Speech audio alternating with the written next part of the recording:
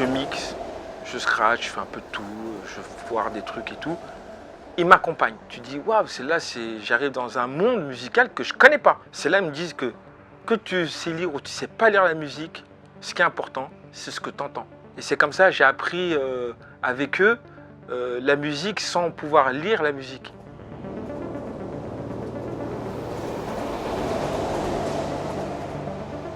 Junkie TJS Partie 4. Graffiti for Life. Moi, j'ai fait du roulant à l'époque, fin des années 80, avec les DCM, tout ça, 93 MC, tout ça. Après, il y a eu un trou d'air. Ce trou d'air, c'était plus un peu musique, un peu graffiti.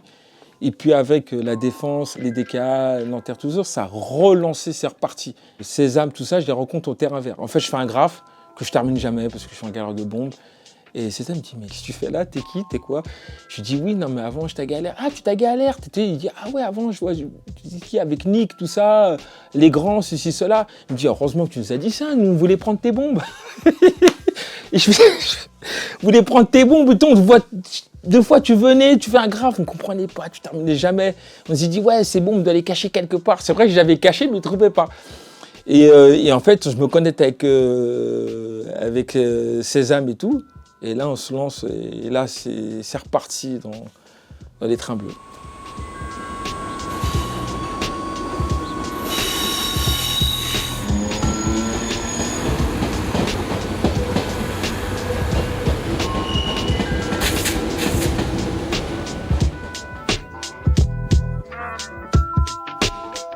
Les trains bleus, le dépôt qu'on fait et qui n'existe plus, c'est Bécon-les-Bruyères. Il n'y a plus de dépôt maintenant. Il n'y a plus de dépôt, c'est Bécon-les-Bruyères. Ouais, c'est Bécon. Après, c'est parti à Nanterre, Nanterre-Rue. Après, Saint-Lazare, c'est parti jusqu'à Pont-Cardinet. Après, je ne fais pas toutes les parties parce que et les dépôts, je ne viens pas parce que des fois, j'ai du studio. J'ai du studio avec des groupes qui allaient devenir un groupe, tu vois. J'étais autour un petit peu, ce qui transduisait un peu Malédiction du Nord, qu'elle allait devenir Malédiction du Nord.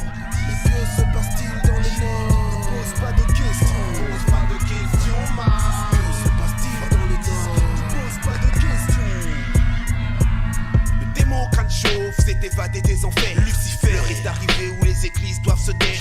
Voici venu le temps du 3e châtiment. L'évangile selon Sinistre n'est pas un sacrement. L'odeur du démon vient du Nord, man, faut faire attention. Ça fait que ce trou d'air-là, après je reprends beaucoup le graffiti. Après, c'est là, il y a la rencontre avec Fizz, Vance, les futurs UV. Puis après, ça va loin. Après, RER-A, ça cartonne, ça cavale, ça ouvre des dépôts à Saint-Germain. Surtout Saint-Germain, on a squatté. C'est là où il y a des images, je me courir, je fais n'importe quoi, je tag. C'est du n'importe quoi, ça court de gauche à droite, et puis jusqu'à 1996, la date où je termine dans un autre endroit. J'intègre pas l'UV, je les connais bien, j'ai vu leur début, ils ont vu mon milieu pseudo début, d'un coup, ils savaient que j'étais à l'ancienne sans vraiment m'identifier, mais j'étais partant quoi, j'étais partant, et ils étaient plus fous que moi, ils étaient trop fous.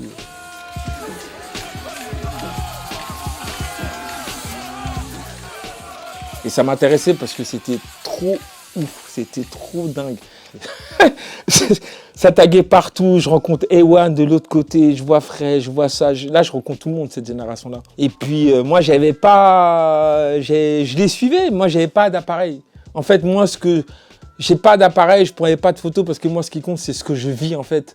Avec eux, la photo en soi, oui, si après tu dis oui, ça fait un souvenir. Bon, moi, c'est l'avoir vécu avec eux qui est très intéressant. Je vais dans des zones que moi, j'ai connues. Un exemple, à Évreux, dans le 27, ou dans ces trucs-là, il y a des zones commerciales. Ils allaient là-bas, ils avaient volé des bombes, des autocars. Mais comme ils étaient un petit peu éloignés, les surveillants étaient un peu moindres.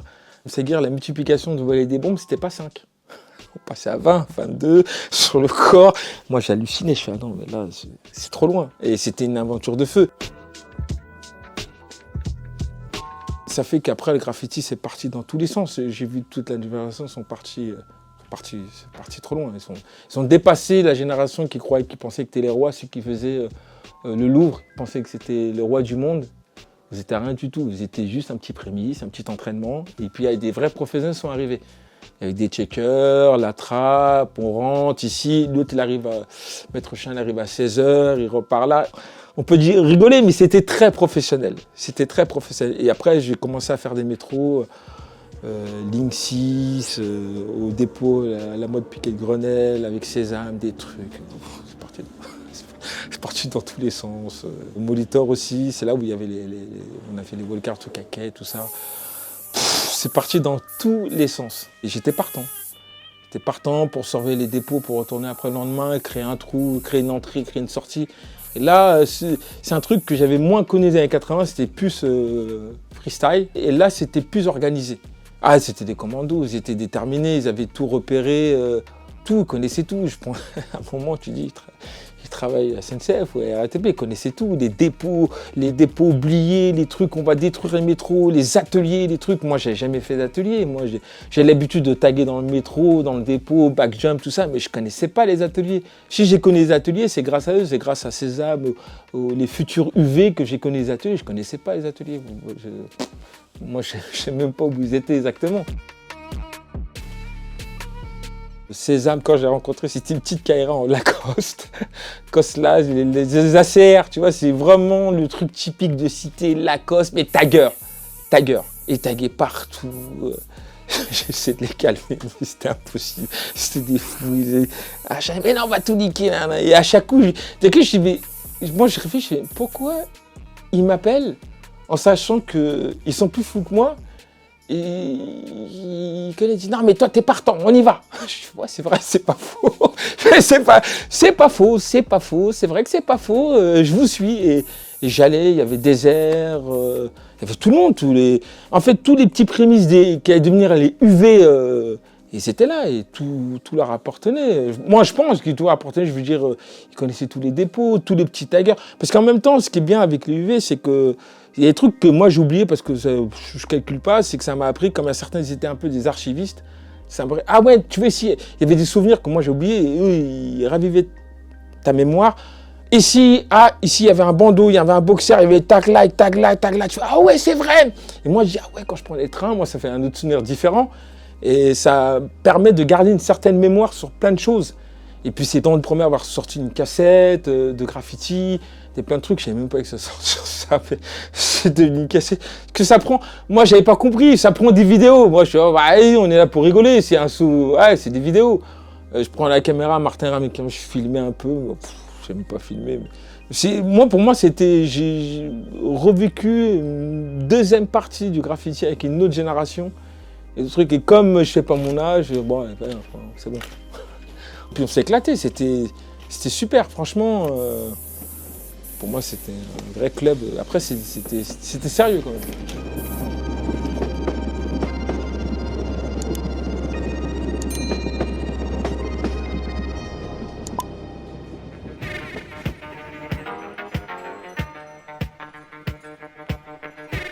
En fait, Kig, je le rencontre au Puce. Il vend des photos. Moi, au Puce, je vais chercher des scuds. Je vois un mec qui vend des photos de graphes. Je dis, mais il a pété les plombs. Qu'est-ce que c'est que cette folie? Il a pété les plombs. Je le regardais, je fais, mais c'est légendaire ce qu'il fait. Je n'ai jamais vu ça de ma vie. Il vend des photos normales. Il a mis son stand, normal. Il vend des photos de graphes. Puis vous voyez, il prend une photo, il les vend. Moi, je fais, wow, ça se vend ce truc. Putain, mais moi, je vais loin. Je fais, ça se vend et tout.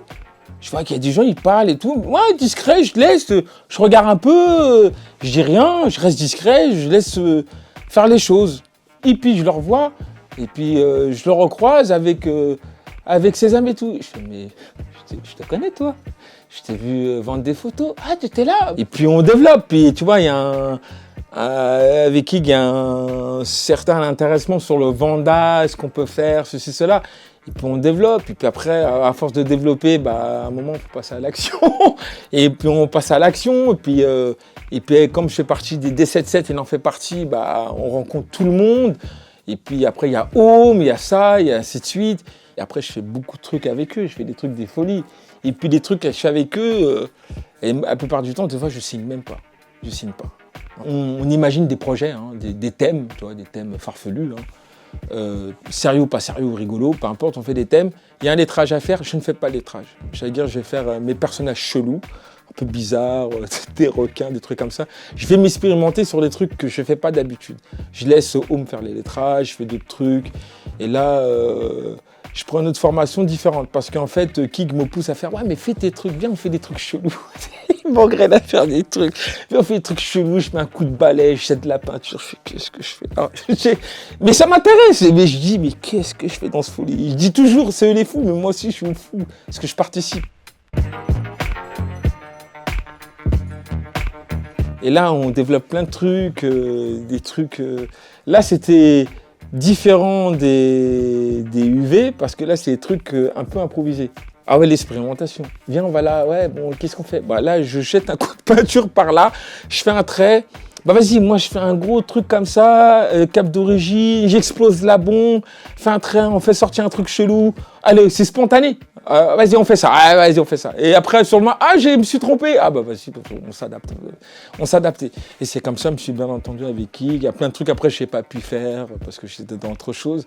Kig et Sor, ils m'ont toujours motivé à développer tes propres trucs. Ouais, c'est chelou, mais on s'en fout, c'est à toi. Allez, vas-y, c'est de l'expérience. Nous, on n'est pas là pour vas-y, qui est la star, la passeur, il n'y a pas de star. Nous, on fait notre truc, point à la ligne, c'est tout. On s'en fout. On s'en fout, on marque notre territoire et voilà, c'est comme ça. Les trucs que tu vois là, les explosions, les giclures, c'est parce qu'en fait pour remplir, on jette tout le seau en entier. Le podcast de Fusil avec Kig et Sor. Donc en fait on arrive avec nos pots et on les jette. Ça coule un peu, on met un petit coup de balai à droite à gauche pour faire la forme, mais ça s'arrête là. Mais tu nous verras pas ravaler le mur, c'est saoulant quoi de ravaler un mur. Et ça fait ses effets. Après on a trouvé d'autres manières, c'est-à-dire parfois au lieu de jeter tout le pot d'un coup, on prend des petits pots, on les colle, on fait le contour avec. Mais ce qu'on a kiffé avec ce côté peinture, c'est que on avait déjà 15 ans de peinture à la bombe, tu vois. Et la bombe arrivé à un moment, t'as fait le tour quoi. Tu vois, je veux dire, t'as fait le tour de la question. Tu sais que ton graphe, t'as une bombe verte, ton graphe va être vert, quoi. Tu comprends ce que je veux dire?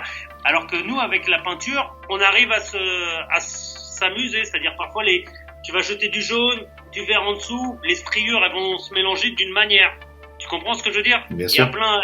Donc, la peinture, elle continue à nous faire kiffer.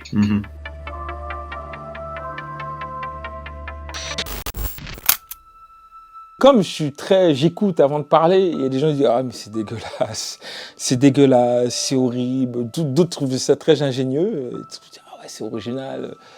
D'autres trouvent ça horrible. Je crois qu'il y avait Amine, il fait son documentaire sur le graffiti. Il avait rencontré, que dans son documentaire, il y avait Tab, c'est Moses. Il dit « Ouais, qu'est-ce que… » Ouais, et Amine dit « Ouais, moi, voilà, qui sort, il part d'eux. » Il fait « Ah non, mais attends, non, vous les Français, c'est pas possible. Non, vous les Français, vous êtes hors time, vous n'avez rien à cirer, vous êtes sales.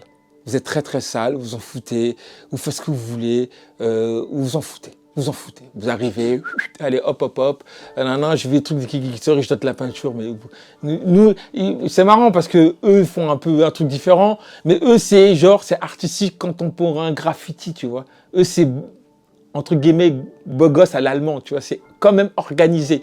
Vous, c'est le bordel. Vous en foutez de tout. Et fait écoute.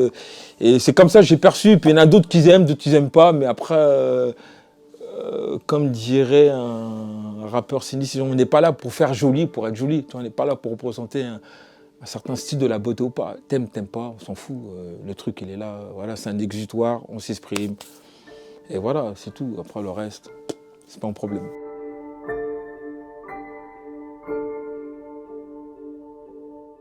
On avait une routine, tu vois, tu tags, tu fais ton nom, tu fais un junkie, tu fais un kick, ou tu fais un peu, tu vois, tu fais ton nom.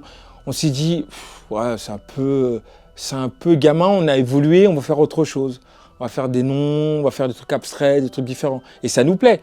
Et au lieu de, qui dit, bon, au lieu d'utiliser toujours la bombe, on peut utiliser la peinture. Alors lui, il fera un système et bouteille de yop, il met de la glycéro, des peintures, en plus c'est de la récup, tu vois, c'est un peu anti-gaspillage.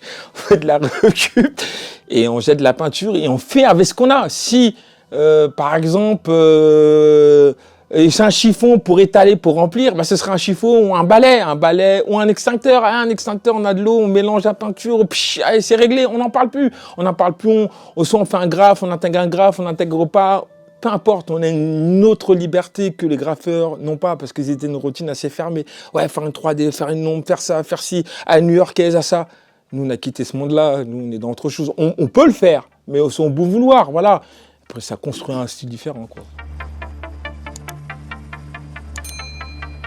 Ouais, les lettres, on l'intègre toujours. En fait, on l'intègre soit par un tag, c'est-à-dire il y a un peu un fond partout, il y aura un tag, il y aura toujours une lettre quelque part. Ou soit on intègre une lettre abstraite, après chacun a son style de lettre, et il y a toujours la lettre quelque part. Ça, on ne perd pas de vue ce mode-là parce que c'est important. Parce que c'est important, on exprime quelque chose par la lettre. C'est une forme de littérature, quoi.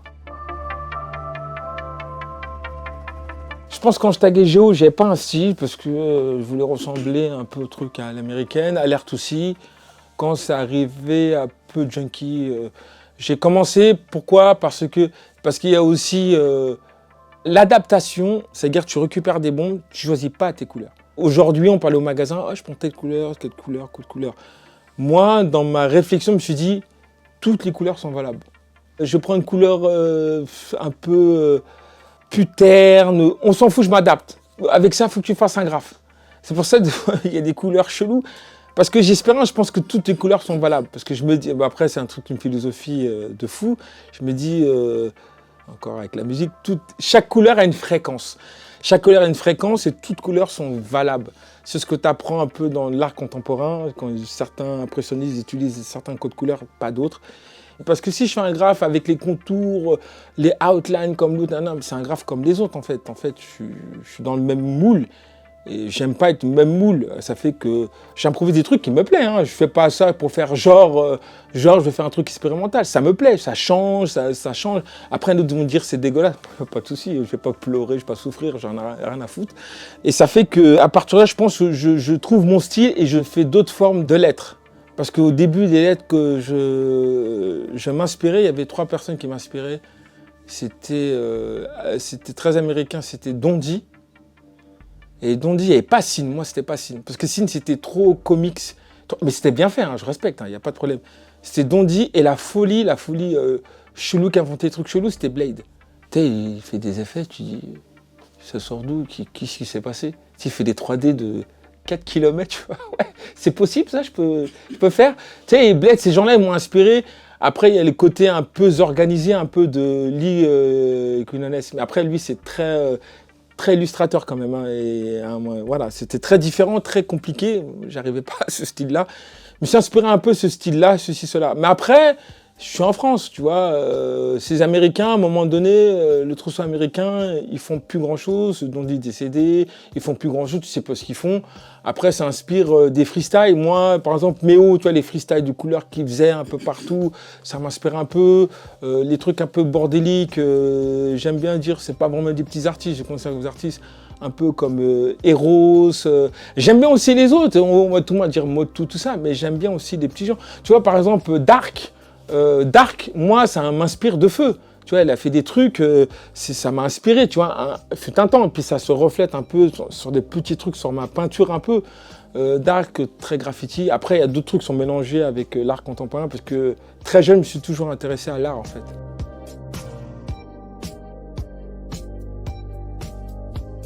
Par exemple, ça n'a rien à voir, mais par exemple, Dali, ça m'a super inspiré, les trucs invisibles, les trucs qui coulent, les trucs... et ça racontait son histoire à lui, mais ça m'a inspiré pas dans les coups de couleur, dans la façon de faire, de s'exprimer en fait. Et puis après, il y a plein de trucs assez classiques qui m'ont inspiré, mais moi très jeune en fait, je savais pas, mais j'étais très attiré par l'art en fait, par tout ce qui se passe à l'extérieur. C'est pour ça très vite, comme moi je considère le graffiti comme un art, pas une sous-culture ou un truc qui n'existe pas. Pour moi c'est un art, pas point la ligne. Ça fait que quand je prenais le train par les 78, tu sais, je regardais quand je vois des graphes des FBI, tu vois, de Darko. Tu vois, je vois ça, je fais ça, waouh. Tu vois, j'hallucine, je vois des lettrages, je vois des lettrages un peu électriques que je savais pas faire et tout. Il y a plein de trucs qui m'ont inspiré, tu vois, même. Après, c'est même aussi même l'UV. Quand ils font un remplissage d'une seule couleur, ils ne sont pas en mode dégradé, ils font des aplats, ils font des trucs, ils font des gros aplats et après ils font un petit contour au cap d'origine. Tu dis, bah, on peut faire ça quand même.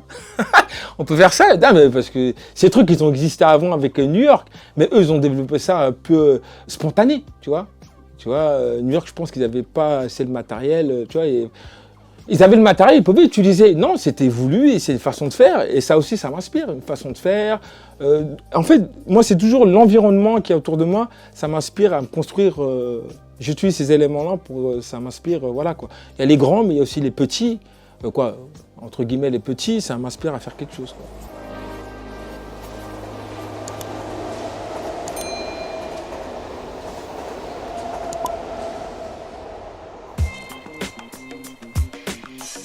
Alors en 96, je suis dans une période très vénère, très graffiti. J'aime beaucoup le train, le Z6400, c'est le train bleu et chromé là, qui fait la ligne Paris-Saint-Lazare. Je l'adore parce qu'il est original, sa couleur, sa forme, et j'aime peindre dessus. C'est surtout ça aussi, j'aime peindre dessus. Il y a un projet de faire des wall cars. C'est un triple wall car. Il y avait moi, Désert et Fizz. On le fait dans le dépôt Pont Cardinet. On l'avait déjà fait, on savait. On y va. Mais ce soir-là, elle est très, très spéciale parce qu'il y avait du bruit en fait autour. Pas de nous, mais on dit ouais, il y a du travaux, il n'y a pas de travaux. On ne comprenait pas, il y avait du bruit, ça criait ou une fête. On ne comprenait pas ce que c'était. On peint, moi je prépare mon wall car, tout en chromé, voilà. Le système, tu peins en haut en chrome, en bas c'est déjà chromé. Et là je voulais faire un wall car différent parce qu'à chaque coup mes wall cars, moi quand je fais les contours, au lieu de faire des contours au fat cap, moi je fais des caps d'origine et je me prends la tête. Bon, je me dis, peut-être tu peux faire un gros truc avec des gros traits. Je commence, je peins tout le wagon, évidemment. Dans le dépôt, ça arrive. De loin on voit des ombres. Enfin, assez chaud, on va partir. Et on voit que c'est quand même assistant, ils ont des lampes, ils insistent. Ils courent, on court, logique. on court. Quand on court, je vois qu'ils lâchent pas l'affaire. Je fais, eux sont têtus, c'est pas possible. On court, comme on est à Pont Cardinet, on était presque au fond. On arrive à la station Clichy-le-Valois. On court, on saute de l'autre côté, on quitte les rails, on met sur un toit. Ils arrivent. On fait une dispersion, on part à trois côtés différents. Désert est par un autre côté, Fizz par un autre côté, moi je pars un autre côté. Bon, ça tombe sur moi, ils ne lâchent pas moi. Ils ont décidé que c'est moi. Je cache les bombes, j'enlève les gants et tout, j'enlève tout. Je cours, je suis dans la ville, là je suis dans la ville de Levallois. J'ai réfléchi. Moi je me suis dit, ils vont rester dans l'enceinte, dans les rails quoi. Eh ben non. Les agents ils quittent les rails, ils arrivent, d'autres ils arrivent en voiture. Je fais, wow, c'est parti loin. Ils arrivent en voiture. Là, tu me dis, ouais, bouge pas. Et moi, je calcule pas. Fais toi là-bas. Tu parles à moi là. Hop, ouais, bouge pas. Il arrive sur moi, il saute sur moi. On se bat, tu vois. On se bat pseudo. Je fais, mais lâche-moi, qu'est-ce que tu veux? Ouais, mais non, c'est toi. Je fais, mais de quoi tu parles? Il m'arrête, maître chien, il arrive. Ouais, c'est bon, c'est lui. Il arrive en voiture, en fait, il me bloque. Ouais, c'est lui. Je fais, c'est lui quoi? De quoi tu parles? Et comme c'est des agents, ils ne peuvent pas me garder, ils appellent la police. Ils appellent les keufs ils arrivent. Les keufs, ils arrivent saoulés. Bon, qu'est-ce qui se passe? C'est quoi? Qu'est-ce qui se passe là? Vas-y, je sais pas à quelle heure du matin, vous voulez quoi là? Qu'est-ce qui se passe? C'était 3h du matin. Vous voulez quoi? Ouais, on les a vus, je sais pas ce qu'ils faisaient, ceci, cela. Je me dis, ça ou ils savent pas, ou ils font semblant? Il me dit, bon, allez, on embarque tout le monde, on n'a pas le temps. Embarque tout le monde, le lendemain matin, inspecteur, il me dit oui, allez, on va au dépôt. On va au dépôt, à l'entrée, à l'extérieur, à côté de la gare, quand tu sors, il y a une entrée, une grande grille. On va au dépôt, c'est un dimanche, il y a un mec qui est devant, et l'autre il dit ouais, police, oui, on est venu constater l'état des lieux. État des lieux de quoi vous me parlez? Et tu sens que le mec, il est un peu anti-keuf, quoi, parce que il dit oui, on y vérifiait. Ouais, vérifier quoi? Et il était très ferme, vérifier quoi? Ouais, ben on rentre, on verra. Vous rentrez pas, vous êtes qui? Bah police, et alors, c'est un lieu privé. Je fais ça sent le spectacle. L'autre il fait, ouais mais là il y a une arrestation, quel est le rapport? Je connais pas. L'autre était froid en fait. Je connais pas, je veux pas savoir. Et puis il y a quelqu'un qui l'a potoki walkie, ouais la police est là, faut que tu ouvres la porte ici. Ah bah voilà, là je peux, là l'autorisation, là on respecte les trucs, là je sais qui vous êtes, qu'est-ce qui se passe, voilà je vous ouvre. Bon, c'était pourquoi? Et le tir comment? Tu sens qu'il veut les embêter en même temps. Ouais, c'était pourquoi? Oui, il y a un train, on sait pas, t'es peint, dégradation, on sait pas ce qui se passe. Non, aucune dégradation. Mais il y a une arrestation, ils ont constaté, il y a une dégradation. Non, il n'y a pas eu de train peint. Non, il n'y avait pas. Mais c'est quoi ce bordel? Et vous pouvez regarder, hein, voilà, les trains sont en marche, voilà, il n'y a pas. Il regarde, il n'y a rien. Oh, bizarre. On retourne au commissariat et je lui dis, moi ils m'ont arrêté dans la rue, ça n'a rien à voir. Hein. Qu'est-ce qu'il fait? Allez, confrontation, on appelle le maître chien. Le maître chien, il arrive et tout. Maître chien, il fait ça. Je veux pas savoir, c'est lui.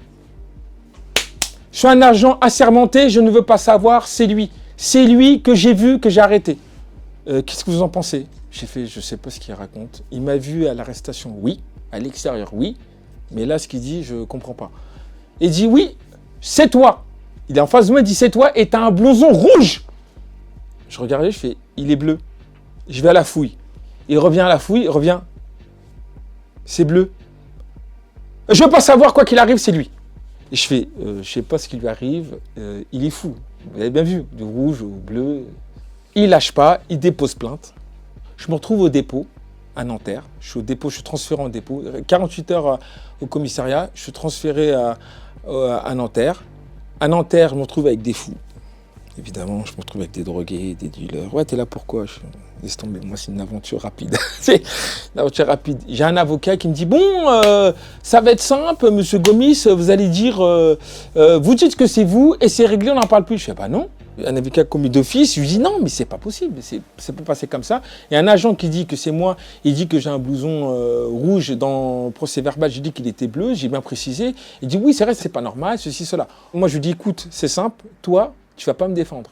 Toi, tu vas rentrer chez toi et tu vas sortir d'ici et je vais aller tout seul. Oui, c'est n'importe quoi que tu fais. Je te dis, un avocat, c'est pour écouter les gens ou pour t'écouter toi-même?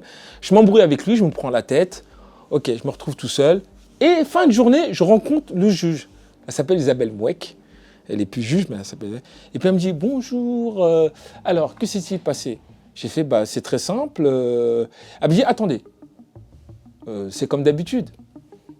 Je fais comme d'habitude, ça veut dire quoi comme d'habitude? Tu sais, je comprenais pas. Je fais, c'est quoi comme d'habitude?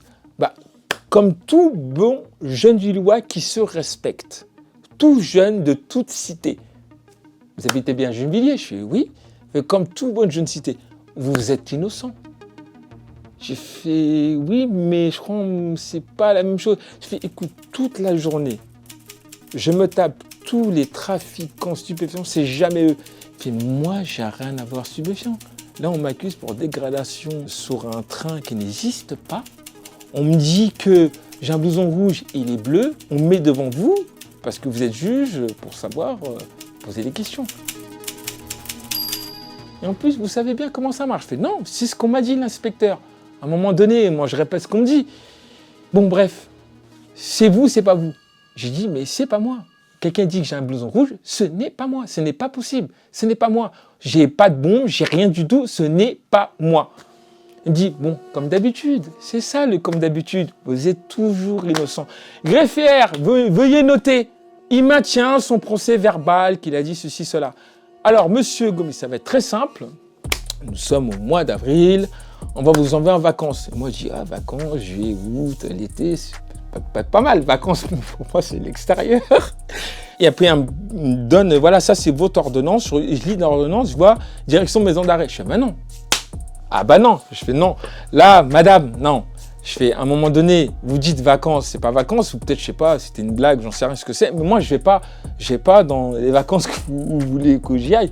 Il fait, mais vous n'avez pas compris, monsieur, mais on va vous expliquer. Il y a une plainte.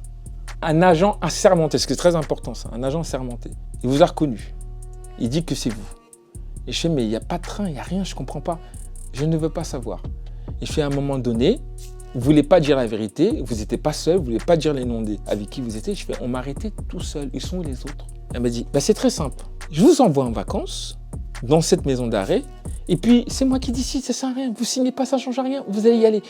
Et puis à un moment, pendant ces 4 mois, parce que j'ai un mandat de dépôt de 4 mois, pendant ces 4 mois, vous allez réfléchir. Ça va vous faire du bien. Vous allez voir, vous allez faire du bien. Et puis, peut-être il y a des informations que vous voulez me dire. Et puis, à partir de là, on va se voir. Et t'es très comme ça. Et puis, on va se voir. Et puis, à un moment donné, puis on verra la suite.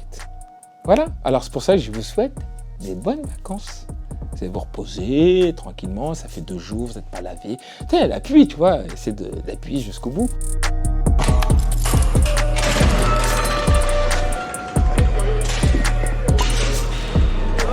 Quart cellulaire, je vais en prison, je vais à la prison de Nanterre. Moi, je pense direct, mes parents, direct, les rempas, putain, c'est horrible, les rempas et tout, nan. Entre-temps, là, je vais raconter, parce qu'il y a une histoire plus compliquée. En aparté, et tu vas voir le lien, moi, j'étais en danger, je vais être dangereux, parce qu'en fait, au lutte, il y a eu France Télévisions, tu vois, un truc de France Télévisions sont venus pour faire un reportage. Avec les gens de quartier, c'est mal passé, ils les ont savatés, ils ont pris les caméras. Vous filmez pas ici. Moi, un des mecs qui prend la caméra, il me voit, il me dit « Loulou, il y a une galère au quartier, les keufs ils vont débarquer, ils vont bloquer le quartier, c'est sûr et certain. Garde la caméra. » Je garde la caméra, elle est chez moi. Techniquement, elle est chez moi, ça fait qu'est-ce qui se passe, je peux raconter les prescriptions, on s'en fout. Je vais en prison. En prison, tout le monde est au courant. Tout le monde sait que je viens de Gennevilliers en 2 secondes, c'est rapide, je ne sais même pas comment ils ont fait. Ouais, il y a un mec qui s'appelle Loulou, laisse-moi respirer. Et l'autre dit, un mec fait, l'autre il dit, mais ta tête. Loulou, c'est toi? Mais qu'est-ce que tu fais là? C'est de loin. C'était bâtiment, c'est fait. Qu'est-ce que tu fais là? T'as fait quoi? T'as fait comme nous? Tu veux de l'argent? Non, on a fait ça. Non, on veut pas d'argent. Moi, je sais. Il a tout niqué. Ouais! Il part en coup. Tout niqué. On va donner des bons. On va refaire la prison. C'est bon, c'est dégueulasse, c'est pourri. Je suis un ouf. Et puis, il y en a un autre qui me dit, Loulou, tout à l'heure, il y a une promenade, faut que tu sors. Je sors en promenade, il me dit, il y a une galère, la caméra elle est chez Watt. Et l'autre, il était en détention provisoire par rapport à cette histoire de la caméra. Il me dit, mais ils ont fait une perquise chez toi? Je dis, non, ils ne sont pas fait perquise. Il fait, normalement, il va se passer quelque chose. Entre-temps, ça je l'ai su il y a quelques années. Un mec comme Martin Lebitoulut et un des mecs, je fais, bon, il y a une galère, il faut qu'on bouge la caméra. Martin, comme il connaissait les parents, il vient chez moi. Il prend la caméra, je ne lui avais pas dit, mais bon, ils l'ont trouvé. Ils l'ont trouvé. Après la perquise, moi j'ai retardé la perquise. J'ai retardé la perquise en me disant, non, mais tu vis où? Non, je suis SDF. J'étais majeur, je fais, non, je suis SDF, j'avais 20 ans. Non, je suis SDF, je révolte. Je ne vais pas déranger mes parents, je suis en avec mes parents, il ne faut pas déranger mes parents. Tu sais, je ne voulais pas qu'ils dérangent mes parents. Et aussi les caméras, mais je ne voulais pas aussi qu'ils dérangent mes parents. Ça fait la caméra, elle est débarrassée. Après, il faut une perquise ici, un autre sketch. J'ai des inspecteurs assez cool, un peu tendu. On arrive ici et mon père, il fait un scandale de feu. Ils arrivent ici, ils montent, il n'y avait pas d'interphone à l'époque. Ils montent, ils frappent, oui, bonjour, oui, inspecteur de police, on est avec votre fils, on vient pour une perquisition. Oui, et? C'est pourquoi? Oui, on a votre fils. Et alors? C'est vous qui l'avez attrapé, non? Ok, bon. Vous voulez l'attraper? Ma mère est en train de parler de Manjac, moi je comprenais. Elle dit, non, mais laisse-le, que je le vois, il faut que je profite de lui, ceci. Et mon père fait, laisse-moi parler avec eux. Bon, c'était compliqué, multilangue. Les keufs, ils disent ça, bon, on va faire une perquise. Vous allez où? Faire une perquise, rentrer chez vous et fouiller. Attendez, c'est marqué quoi ici? Monsieur Gomis, c'est mon prénom et c'est chez moi. Et mon père était brut, il a fait ça. Est-ce que vous payez mon loyer? Mais non, monsieur, ça n'a rien à voir. Comme je paye mon loyer, c'est chez moi. Est-ce que c'est marqué son nom? Non, c'est chez moi. C'est moi qui décide. Personne ne rentre chez moi. Oui, mais on tient votre fils. C'est vous qui l'avez attrapé, vous réglez ça avec lui. J'ai rien à voir. Moi, vous l'avez attrapé, okay, vous l'avez attrapé, vous avez vos histoires. Vous réglez ça entre vous. Après, on en discute. Mais moi, j'ai rien à voir. Il lâchait pas, il lâchait. Et l'autre inspecteur, il me tenait, j'avais les monettes. Il me dit, hey, il est dur ton père. Je fais, écoute, là, c'est une autre histoire. Là, vous vous débrouillez. Et moi, je leur dis, et dans la voiture, il me dit, attention, vous arrivez chez moi, attention. Il y a un truc qu'il ne faut pas faire tout le bordel. J'ai des disques, j'ai énormément de disques. Faites pas de conneries, c'est très important. Il ne faut pas niquer les disques. Ça va, t'as quoi? T'es qui? T'es mon peu, fais passer pour un vieux délinquant de merde. Je fais, ok, ouais, vas-y, on va rigoler. Mon père, au bon moment, il cède. Il dit, que sa chambre. Il a dit ça. Que sa chambre. Il rentre dans la chambre, évidemment, il voit plein de disques. Mais t'es quoi en fait, toi? Parce que là, il y a un problème et on va pas fouiller tout ça là. T'es quoi? Ce que je vous ai dit dans la voiture, je suis DJ et j'ai beaucoup de disques, j'ai du matériel. Alors, c'est faire attention. Mais qu'est-ce que tu fais? Et eux comprennent pas les ça, mais qu'est-ce que tu fais là? Bah, on met un truc sur mon dos. Au début, c'était pas graffiti, c'est dégradation volontaire. En fait, il sympathise avec mon père, il me dit « Ouais, non, mais vous venez comme ça chez les gens, vous frappez, vous dites vous avez un papier, ça se passe pas comme ça la vie. » Après, il s'entend bien, après c'est cool, la perquisition. En fait, ils avaient tout enlevé, tout ce qui était graphe un peu. Ils avaient tout enlevé. Il restait plus rien, il restait des trucs un peu officiels, des graphes propres, tu vois, des trucs. C'est Martin, tu vois. Martin, il avait un petit peu, voilà. Et puis ma mère, sans faire exprès, elle a rangé. Elle a dit oui, range jamais. Elle a rangé les trucs. Bah, elle savait pas, mais elle a rangé. Ça fait, c'était pas vraiment une perquise. Ils ont vu trop de 10, ils ont abandonné le projet. Et puis je retourne en prison. Mais le problème, c'est que j'ai un mandat de dépôt de 4 mois.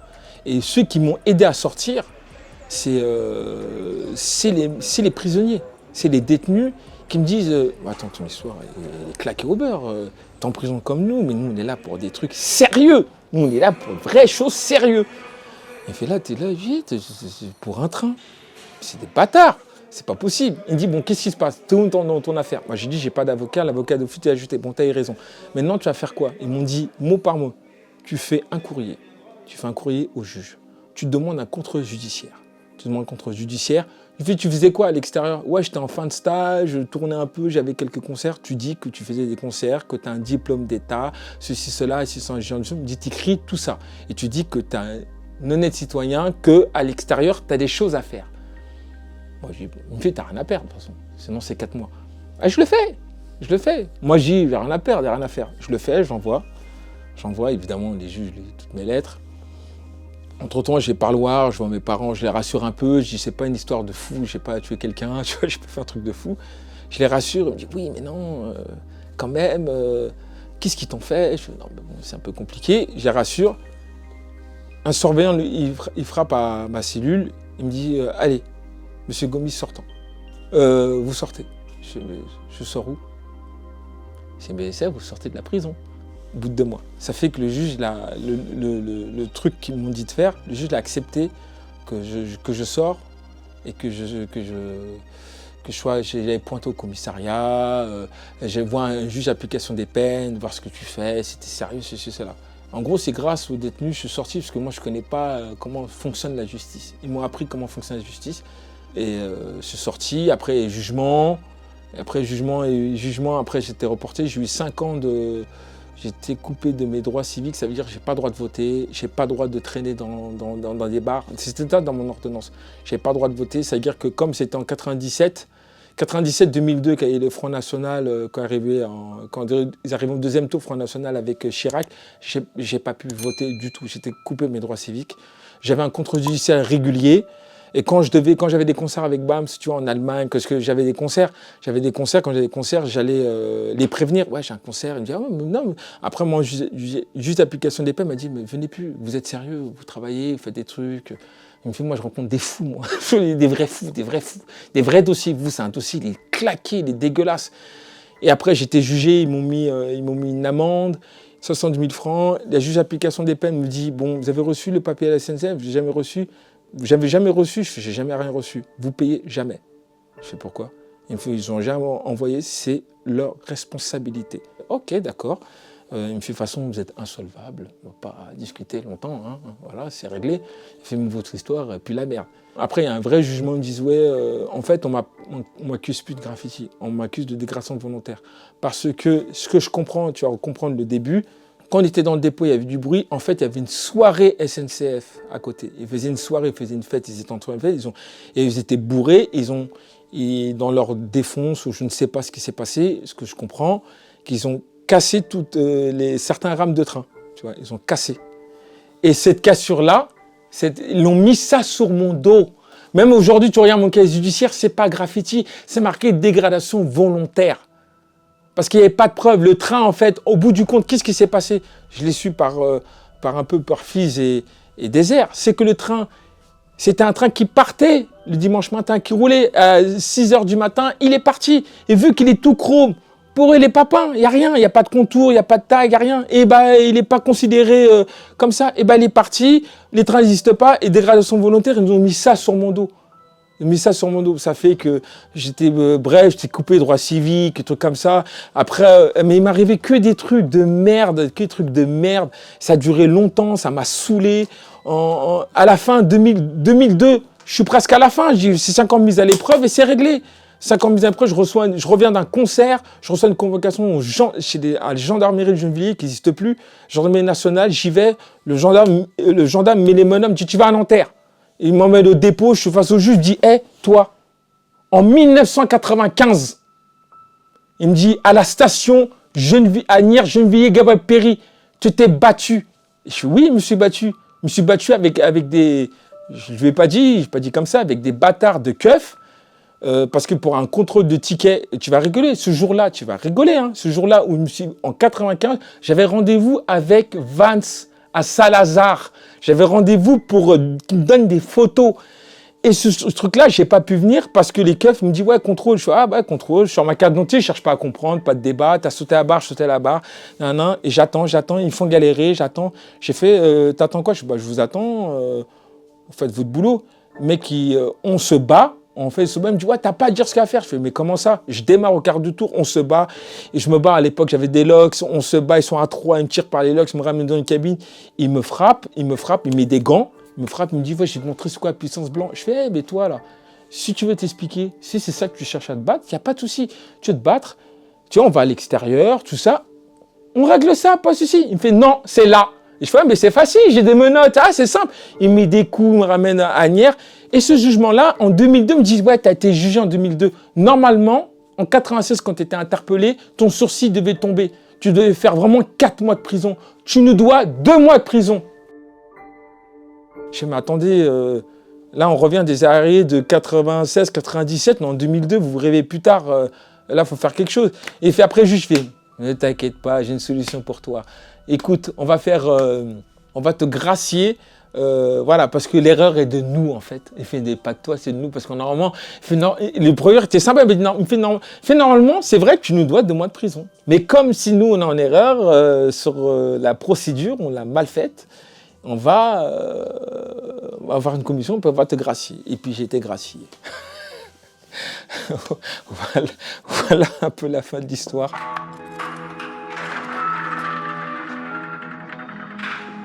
Et après, la belle fin, parce qu'il y a une belle fin. En 2004, je retourne dans le bâtiment C en prison pour faire un atelier avec l'association, avec Nick DKA, l'association Paragraphe. Je fais un atelier où j'étais en prison, dans le bâtiment C.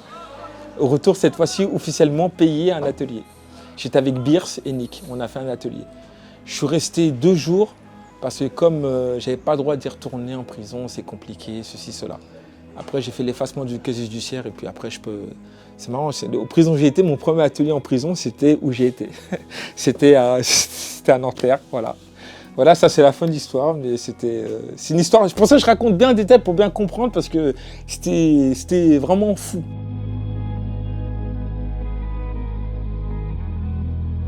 En prison, la chance... je sais pas si c'est une chance, mais je connais des gens du quartier et tout le monde... Tous les détenus, ils étaient choqués que je sois là. Je dis quoi? Pour du graffiti? Mais c'est quoi? C'est justice de merde. Quoi? Je leur explique, ils me disent quoi? C'est ça? Nous, c'est des vrais dossiers, je comprends. Voilà, on a titillé, voilà, c'est clair et net. Mais toi, pour ça aurait pu te mettre un tige, ou je sais pas, tu sors.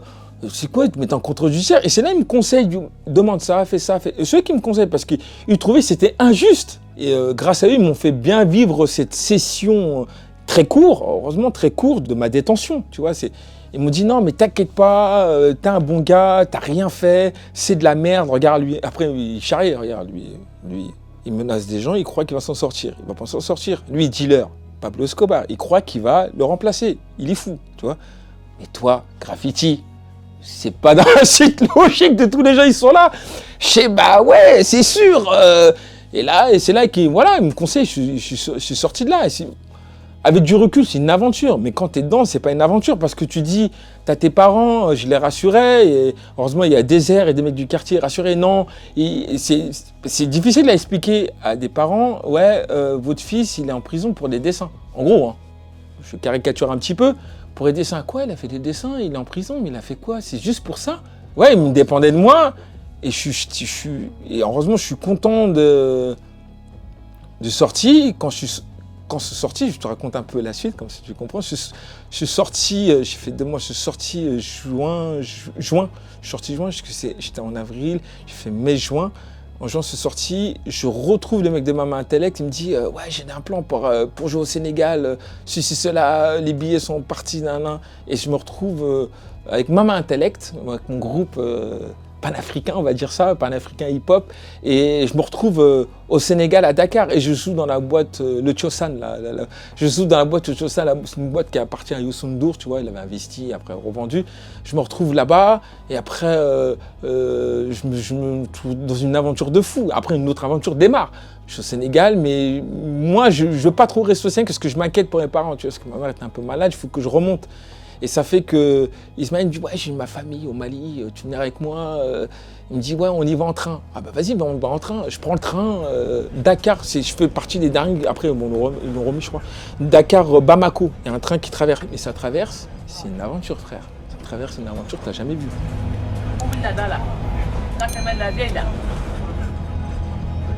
On est dans un train coréen, un gros compartiment. On est avec une famille qui est avec sa fille et tout. Le train il s'arrête net. Tamponner une vache. Le mec a dit personne ne bouge, tu payes. Ça bloque. Il y a des gens qui viennent pour du business, vendre de l'eau, c'est tout. Tu dis c'est un complot, c'est un piège. Bon, mais c'était une aventure de dingue. Après je reviens ici, qu'est-ce qui se passe? Et bah, ça recommence. Je reviens ici, qu'est-ce qui se passe? César me dit ouais, il y a un truc à Cergy-le-Haut. Ah bah j'y vais. je pars direct faire le train. Je fais le RER direct. Je pars faire le train, je repars direct et c'est reparti pour un tour. J'enchaîne direct. J'ai besoin de creuser l'abcès de ce truc-là. Non, c'est pas possible. Et j'étais complètement fou dans le dépôt. J'étais tellement content, tu vois. Mais et je recommence. Ça veut dire je rentre du Sénégal, je pars en juillet, je rentre en août, en septembre, je le fais. Septembre 96, je le fais. Après, c'est reparti, mais différemment, tu vois. Après, c'est là où je me suis plus dans la musique. C'est là où ça revient l'histoire avec Fat Kretz, le label. On fait des soirées, on gagne de l'argent pour avoir de la finance pour pouvoir produire le disque. Et c'est comme ça. Après, j'en fais, voilà, aléatoire, quoi. À suivre, Junkie TJS partie 5. Gennevilliers, New York, Memphis.